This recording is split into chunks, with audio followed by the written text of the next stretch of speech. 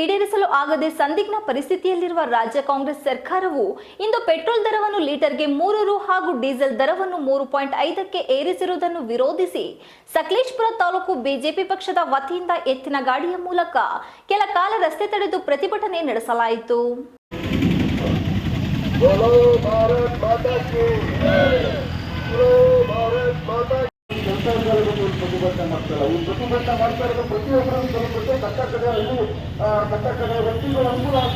ಈ ಸಂದರ್ಭದಲ್ಲಿ ಬಿಜೆಪಿ ಮಾಜಿ ಅಧ್ಯಕ್ಷ ರಾಜ್ಕುಮಾರ್ ಮಾತನಾಡಿ, ರಾಜ್ಯದಲ್ಲಿ ಕಾಂಗ್ರೆಸ್ ಸರ್ಕಾರ ಬಂದ ನಂತರ ಭ್ರಷ್ಟಾಚಾರ ಮಿತಿಮೀರಿದ್ದು ಕೊಲೆ ಸುಲಿಗೆಗಳು ನಡೆದು ಕಾನೂನು ಸುವ್ಯವಸ್ಥೆ ಹಾಳಾಗಲು ಕಾಂಗ್ರೆಸ್ ಸರ್ಕಾರ ಕಾರಣವಾಗಿದ್ದು ಕೂಡಲೇ ಮುಖ್ಯಮಂತ್ರಿ ಸಿದ್ದರಾಮಯ್ಯ ರಾಜೀನಾಮೆ ನೀಡಬೇಕು ಎಂದು ಒತ್ತಾಯಿಸಿದರು. ನಿಕಟಪೂರ್ವ ಬಿಜೆಪಿ ಅಧ್ಯಕ್ಷ ಮಂಜುನಾಥ್ ಸಂಘವಿ ಮಾತನಾಡಿ, ಕಾಂಗ್ರೆಸ್ ಸರ್ಕಾರ ಚುನಾವಣೆ ಸಂದರ್ಭದಲ್ಲಿ ಮನೆ ಮನೆಗೆ ಗ್ಯಾರಂಟಿ ಕಾರ್ಡ್ ನೀಡುವ ಮೂಲಕ ಅಧಿಕಾರಕ್ಕೆ ಬಂದು ಈಗ ಪೆಟ್ರೋಲ್, ಡೀಸೆಲ್ ಹಾಗೂ ಜನಸಾಮಾನ್ಯರು ಕುಡಿಯುವ ಮದ್ಯದ ಬೆಲೆಯನ್ನು ಹೆಚ್ಚಿಸಿ ಬಡ ಜನರಿಗೆ ವಂಚನೆ ಮಾಡುತ್ತಿದ್ದಾರೆ.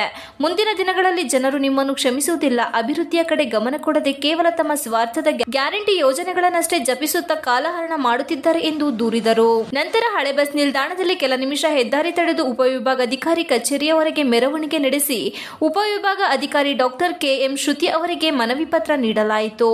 ಈ ಸಂದರ್ಭದಲ್ಲಿ ಬಿಜೆಪಿ ತಾಲೂಕು ಅಧ್ಯಕ್ಷ ಒಳ್ಳಳ್ಳಿ ಅಶ್ವಥ್, ಪುರಸಭೆ ಸದಸ್ಯರಾದ ವನಜಾಕ್ಷಿ, ರೇಖಾ, ರುದ್ರಕುಮಾರ್, ಸಂದೀಪ್, ರಘು, ಜಂಬರಡಿ ಲೋಹಿತ್, ಕೌಡಳ್ಳಿ ಲೋಹಿತ್ ಇತರರು ಹಾಜರಿದ್ದರು. ಕಳೆಯುತ್ತಿರುವ ಜನರ ಮೇಲೆ ಬರೆ ಹಾಕಲು ಹೊರಟಿದ್ದಾರೆ. ಬರಗಾಲದಂತ ಸಂಕಷ್ಟ ಸಂದರ್ಭದಲ್ಲಿ ರಾಜ್ಯದ ಜನರ ಮೇಲೆ ಹೊರೆ ಹಾಕುವುದು ಅಕ್ಷಮ್ಯ ಅಪರಾಧ. ಮುಖ್ಯಮಂತ್ರಿಗಳು ತಮ್ಮ ಬಡತನವನ್ನು ಬಿಟ್ಟು ಪೆಟ್ರೋಲ್ ಮತ್ತು ಡೀಸೆಲ್ ಏರಿಕೆಯನ್ನು ಹಿಂಪಡೆಯಬೇಕೆಂದು ಆಗ್ರಹಿಸುತ್ತಿದ್ದೇವೆ.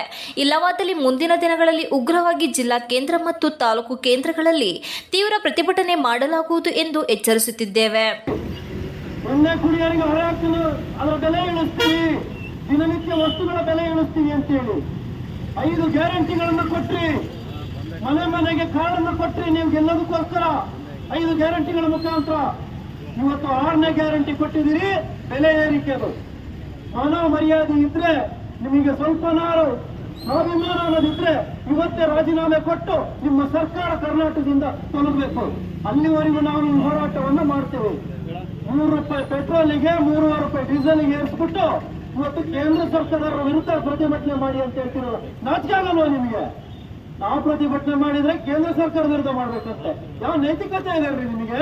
ಸಿದ್ದರಾಮಯ್ಯನವರೇ, ನೀವು ಬಂದಾಗೆಲ್ಲ ಬರಗಾಲ, ನೀವು ಬಂದಾಗೆಲ್ಲ ಕೊಲೆ, ನೀವು ಬಂದಾಗೆಲ್ಲ ಸುಲಿಗೆ, ಹಿಂದೂ ಕಾರ್ಯಕರ್ತರನ್ನು ಆಪಾದನೆಗೀಡು ಮಾಡ್ತೀರಿ, ಒಳಗಾಗ್ತೀರಿ, ಅಚಾನಕ ಕೊಲೆ ಮಾಡಿಸ್ತೀರಿ. ನಿಮ್ಮಂತ ಸರ್ಕಾರ ಬೇಕಾ ಇಲ್ಲಿ? ಈ ದರಿದ್ರ ಸರ್ಕಾರ ಈ ಕರ್ನಾಟಕದಲ್ಲಿ ಇದ್ದಷ್ಟು ಬಿಟ್ಟು